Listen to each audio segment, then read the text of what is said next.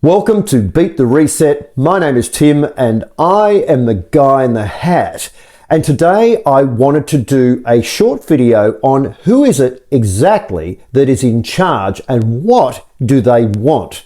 So to answer that question, I need to create a pyramid style structure. So I want you to imagine that the entire hierarchy is like a pyramid.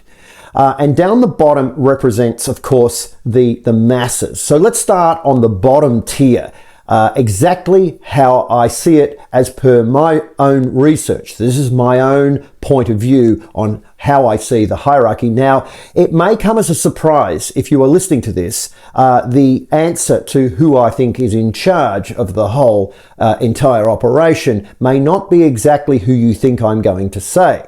For most people that have been getting involved with research over the last few years, particularly since 2020 and beyond, you will have possibly formed a view of who it is you think is in charge. And I have heard many times throughout my journey and throughout my public speaking events in this space, I've heard all manner of points of view. But what I want to give you is the facts as I see them. And it has led me to the conclusion of who I think really is in charge at the top. So here we go. We're going to go on a very, very interesting journey. So let's start the pyramid down the bottom. At the very, very bottom of the pyramid is us, we the people, as per the United States Constitution, drafted and written in 1789. We the people are the bottom rung of the ladder. Who knew? And what's interesting about that is we are the majority. By orders of magnitude, we are the majority. And we, technically, even though we're at the bottom, we hold the power. There is almost no question about that. However, directly above us, as we move up towards the top of the pyramid, the very next level up is the government system.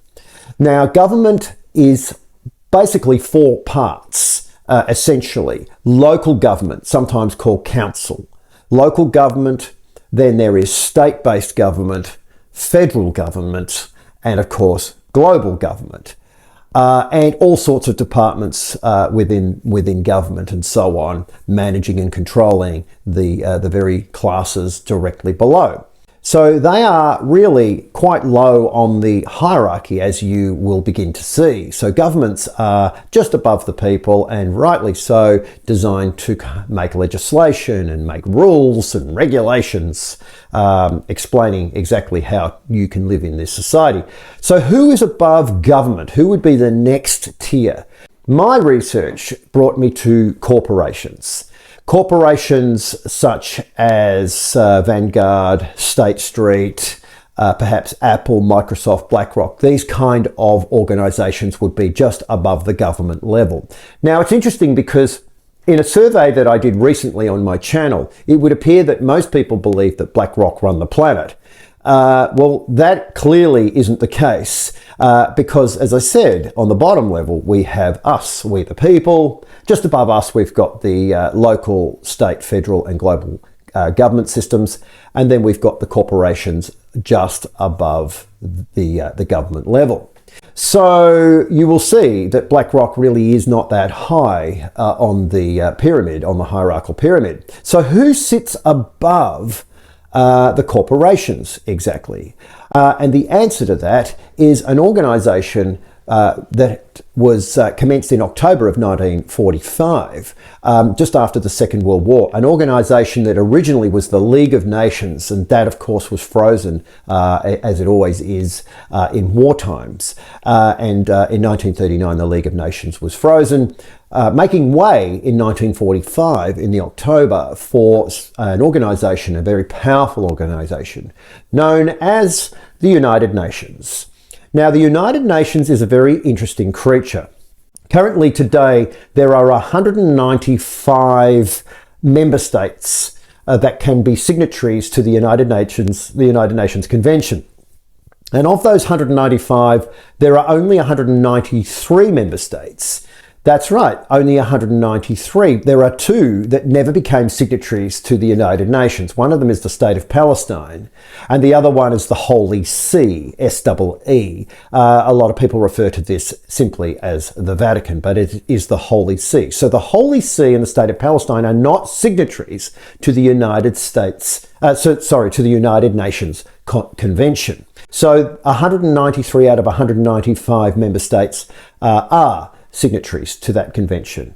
The next thing you need to understand is that of the 193 that are signatories, there are 5 member states that have full veto power. They are essentially sit at the top of the United Nations. They are extremely powerful. It would be highly unlikely, in my opinion, that they would ever declare war on one another because they have a signed treaty and an agreement. And they also have full veto power. So that is a very interesting power to hold. Now, the 5 countries that sit at the head of the United Nations may come as a great surprise. They are the following: the United States, the United Kingdom, France, Russia, and of course, China. They are the 5 superpowers, essentially, of planet Earth that sit at the head of the United Nations. Now, why do I keep talking about the United Nations? Where is the World Economic Forum and the Centre for Disease Control and the World Health Organization and the International Organization for Standardization? Where are all these 3-letter organizations exactly? Well, they sit below the umbrella of the United Nations. They are essentially one and the same. They are part of the United Nations framework, and that is really where they are. So for all those people that thought that the bald guy that said you would eat a bunch of bugs and you wouldn't be happy anymore was somehow a powerful person, you can see that he's not only not powerful, he works for a 3-letter organization which sits below as a subsidiary of the United Nations. So he hasn't got that much power at all, although he is very, very popular for the elite systems to roll out and frighten mums and dads whenever they need him to do so. So let's just go back through the hierarchy as we know it so far. Down the bottom of the pyramid is us, we the people. Above us, as I said, local, state, federal, global government. Above that, we have corporations: State Street, Vanguard, Apple, Microsoft, Google, BlackRock, you name it, all your favorites, corporations are all in there. Just above that is the United Nations. And as I said, the United Nations was formulated in 1945, took over from the League of Nations in 1939, has 193 member states as signatories, 2 of which are the Holy See and the State of Palestine are not signatories. And of course, 5 countries, the United States, the UK, France, Russia and China, have full veto power at the head of the United Nations.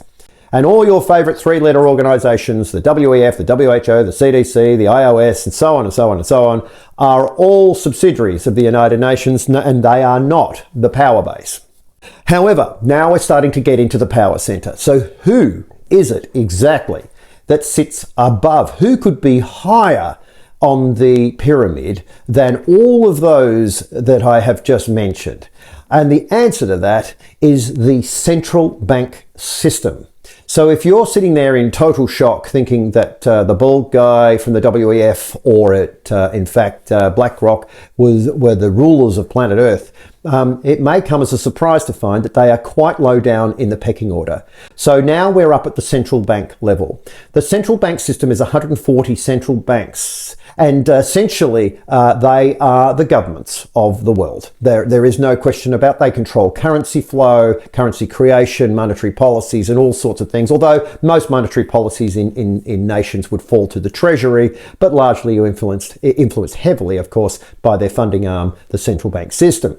There are 5 privately owned central banks in the world. Probably the most powerful central banks on earth undoubtedly would either be the Federal Reserve or the European Central Bank. So these are extremely powerful organisations on a level which we cannot even begin to imagine because, of course, he who controls the monetary flow controls everything else. However, the central bank system at that level is not the top of the pyramid. In fact, just slightly above the central bank system, we have an organization called the IMF, the International Monetary Fund, ever so slightly above.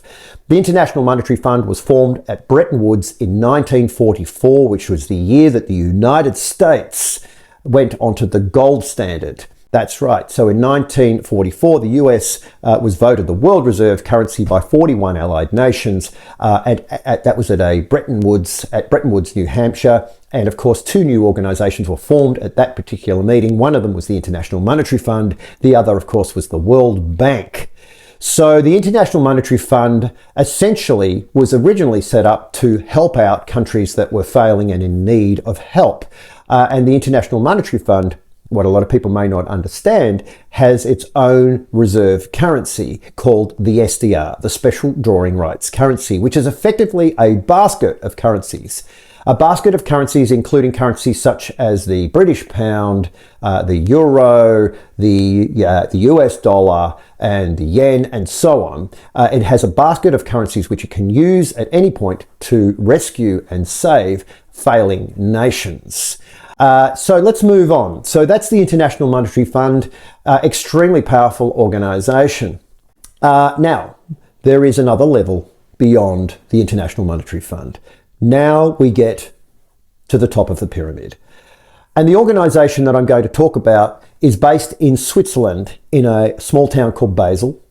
And it has international sovereign impunity. It's completely immune and has no answers to no government whatsoever. It has sovereign immunity. It has the ability to control, essentially extinguish cash and currency at any tick of the clock.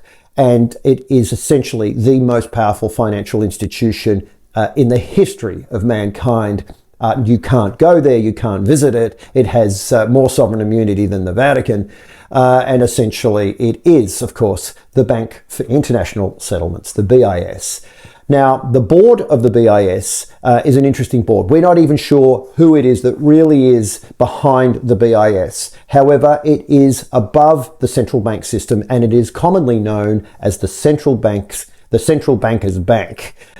So when you have a group of central banks that are largely as powerful as the Federal Reserve and the European Central Bank and the Bank of Japan and so on, the Bank of England, when you have these powerful central banks and they have a boss themselves called the Bank for International Settlements, you can pretty much be assured that we have reached the very, very top of the pyramid. Some people call it the head of the snake, and there are other names for it as well. So that is the hierarchy as we know it, and I'll go through it one more time. That we are at the bottom, you and I. We have governments on the second tier, corporations on the third tier, the United Nations on the fourth tier, central banks on the fifth tier, with the IMF just above those, and then right at the very top, the Bank for International Settlements. And you have arrived at who I believe holds the most power on planet Earth of any institution.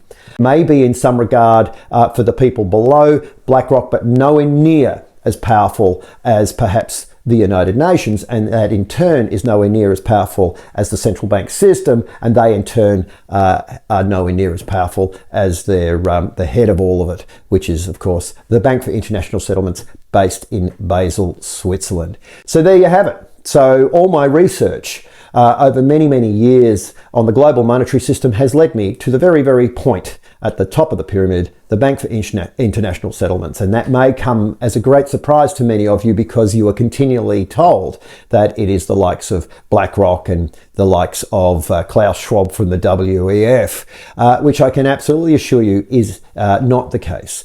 So you know what they say, if you want to find the answers to most mysteries, just follow the money and you'll get to the top of the pyramid at the Bank for International Settlements. There you have it. Well, that's it for me, the guy in the hat. I hope you learnt something today, and I look forward, of course, to bringing you more information. I'm doing about 1 to 2 of these videos every week, probably closer to 1 at the moment. But I also have my Instagram channel. You can book in if you want to talk about your own personal situation. I do private consulting sessions with precious metals. My brand partner is As Good As Gold. So if you're looking to purchase gold and silver, physical gold and silver, my brand partner is As Good As Gold.